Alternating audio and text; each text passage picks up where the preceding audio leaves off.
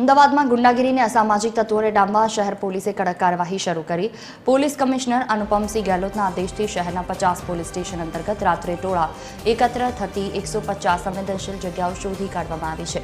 આ તમામ સ્થળો પર રાત્રે 12 થી 2 વાગ્યા સુધી ખાસ નાકાબંધી રહેશે। સિંધુ ભવન રોડ ઉપર સીપી નિરીક્ષણ કરવા માટે પહોંચ્યા હતા। દરેક પોલીસ સ્ટેશન દીઠ 5 ગાડીઓમાં 25 જેટલા પોલીસ અધિકારીઓ અને જવાનો તૈનાત રહેશે।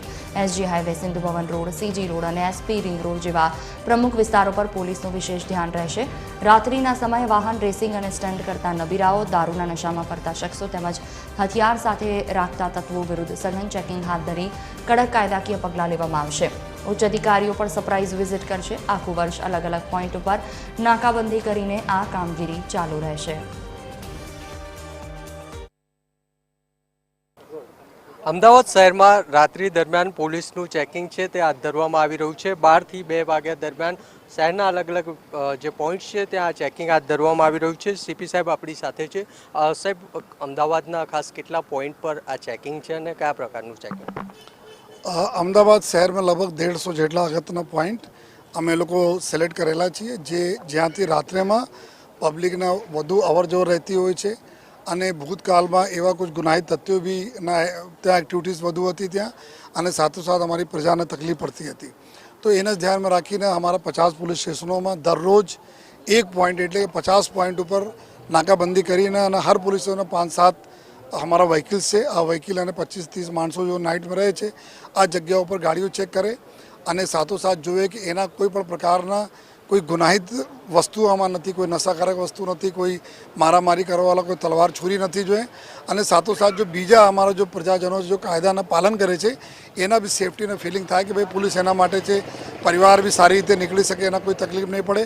તો આ આશયથી આ કામગીરી ચાલુ છે અને અમારે ચોપડે ઉપર જો બી એફઆઈઆરમાં અથવા 112 નંબર ઉપર જે વિસ્તારના વધુ ફરિયાદો આવી છે કે આ વિસ્તારમાં શરીર સંબંધી ગુના કરવાવાળા લોકો રહે છે, આ વિસ્તારમાં ક્રાઇમ બ્રાન્ચ અને એસઓજી આ બંનેના ટીમ દ્વારાના બરાબર જો આજે બી કોમ્બિંગ ચાલુ છે।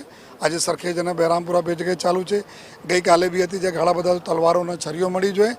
તો આવનાર દિવસોમાં દરરોજ અમારા 365 દિવસના આ પ્લાનિંગ છે કે એવરીડે પોઈન્ટ ચેન્જ કરીને અમે એવા લોકોને સરપ્રાઇઝલી પકડવાના છે જો આ પ્રકારના પ્રવૃત્તિ, જો ગેરકાયદેસર પ્રવૃત્તિ છે, જો લોકોને તકલીફ કરે છે, આ પ્રકારના પ્રવૃત્તિમાં સામેલ છે।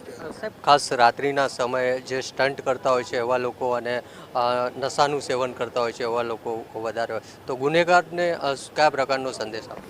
हमारा जो ફૂલ સ્પીડમાં ગાડી ચલાવે, સ્ટન્ટબાજી કરે તો આ ભોગવવા માટે પણ રેડી રહેશે। અમે એના પેરેન્ટ્સને બી રિક્વેસ્ટ કરીએ છીએ આપણે બાળકોને થોડા કંટ્રોલમાં રાખે કે આ પ્રકાર કોઈને બીજા પોતાના બી જીવના જોખમમાં નહીં નાખે, બીજાના જીવ જોખમ નહીં નાખે।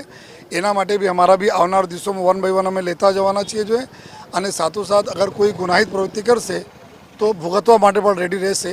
આપ સારી રીતે રહેશો તો અમે બી આપની સાથે ડબલ સારી રીતે રહીશ, લેકિન તમે અગર કાયદા હાથમાં લેશો તો અમારે બી અમે મૂકીશ નહીં જો તમે જો। આ રીતે સીપી સાહેબ છે તે પણ અહીંયા સિંધુ ભવન રોડ ખાતે પહોંચ્યા છે। અહીંયા જે પોલીસ દ્વારા ચેકિંગ છે તે હાથ ધરવામાં આવી રહ્યું છે। જે અહીંયાથી 4 વ્હીલર નીકળે છે તેને ચેક કરીને જે નશાકારક પદાર્થો હોય છે તે આ ગાડીઓમાંથી પકડવામાં આવી રહ્યા છે। કેમેરામેન હેમંત ગાયકવાડ સાથે મૌલિક ઉપાધ્યાય, TV 13 ગુજરાતી, અમદાવાદ।